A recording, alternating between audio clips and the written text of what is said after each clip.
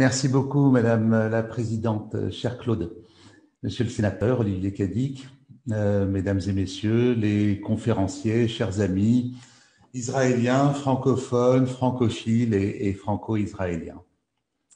Moi, je suis vraiment très heureux de me trouver aujourd'hui parmi vous en ce premier jour de printemps pour fêter ce grand événement annuel qu'est la Journée internationale de la francophonie.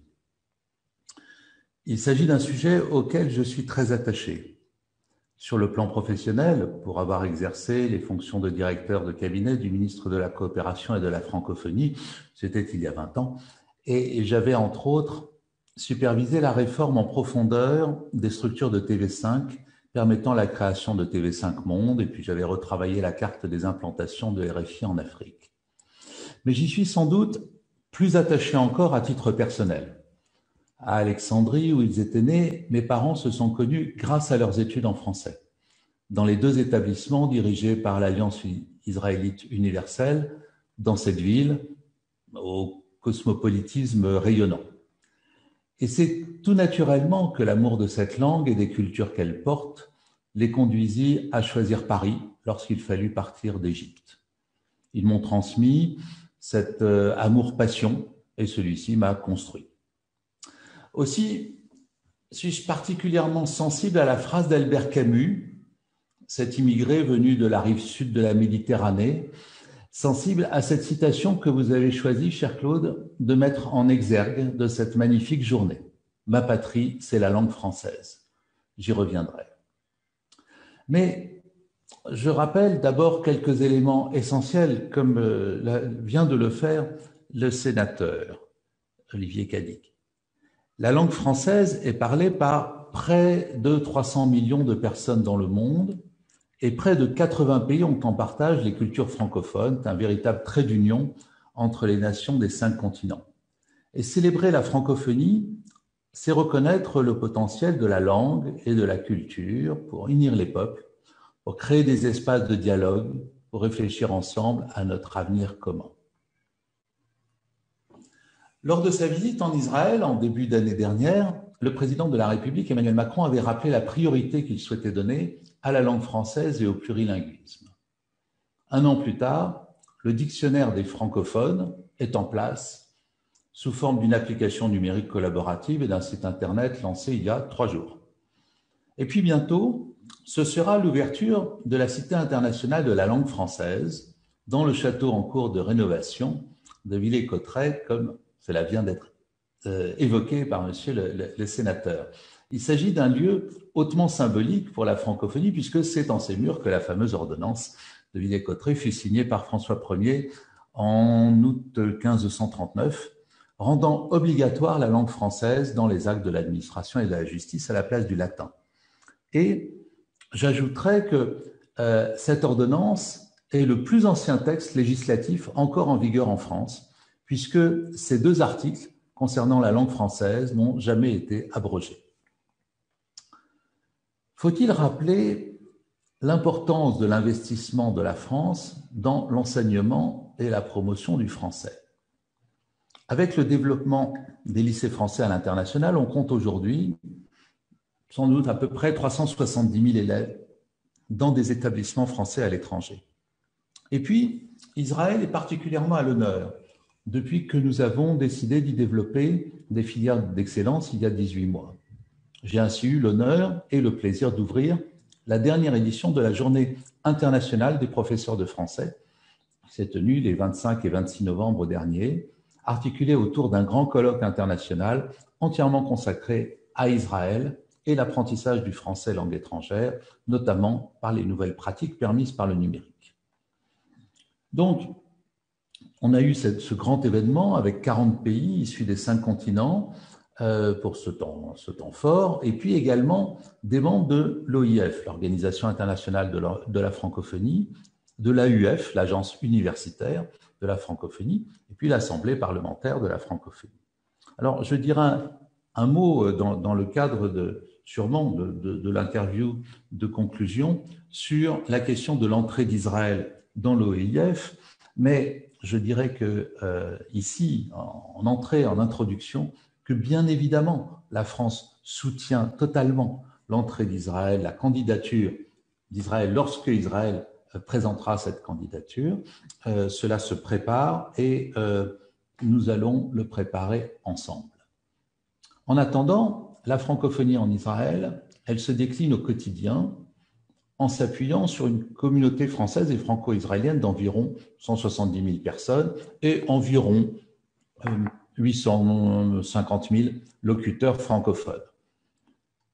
Avec des temps forts, évidemment, pour l'ambassade ici à Tel Aviv et l'Institut français d'Israël, qui organise traditionnellement au mois de mars, avec les autres ambassades francophones et de nombreux partenaires israéliens, des événements qui permettent de valoriser la francophonie et l'usage de la langue française.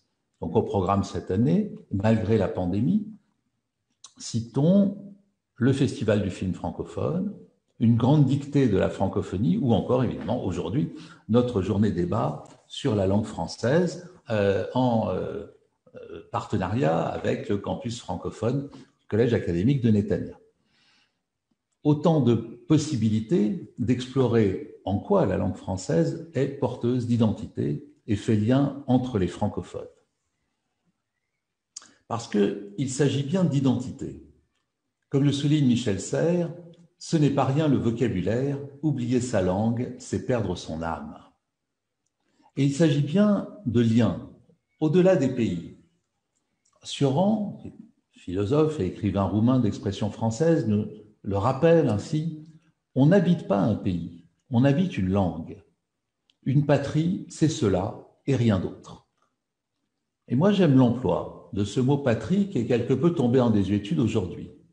Mais on peut se demander qu'entendent par là ceux qui le revendiquent pour notre langue comme,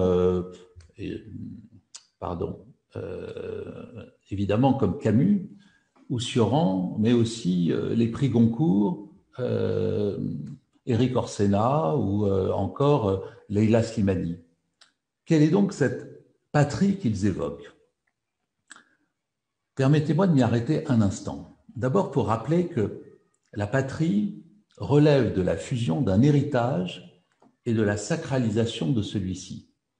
La patrie, c'est la représentation que nous nous faisons du legs de l'histoire, patrimoniale et culturelle. Habituellement, on parle du pays, mais ici, on parle de notre langue.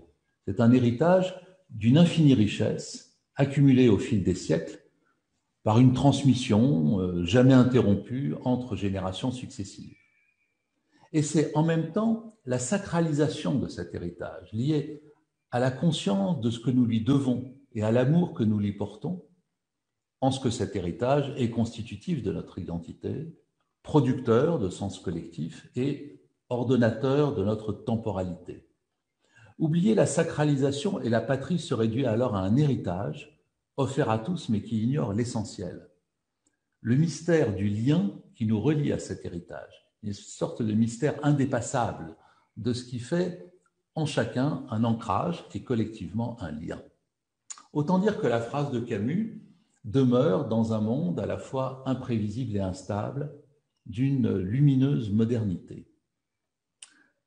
D'abord parce que la mondialisation marchande a accéléré la perte des ancrages et des repères territoriaux. Et Camus avait pensé cette perte et posé les questions essentielles du futur village planétaire. Pour les uns, l'abaissement des frontières favoriserait la paix entre les nations en permettant l'avènement de sociétés ouvertes, égalitaires, multiculturelles et pleinement conscientes des dégâts historiques des nationalismes.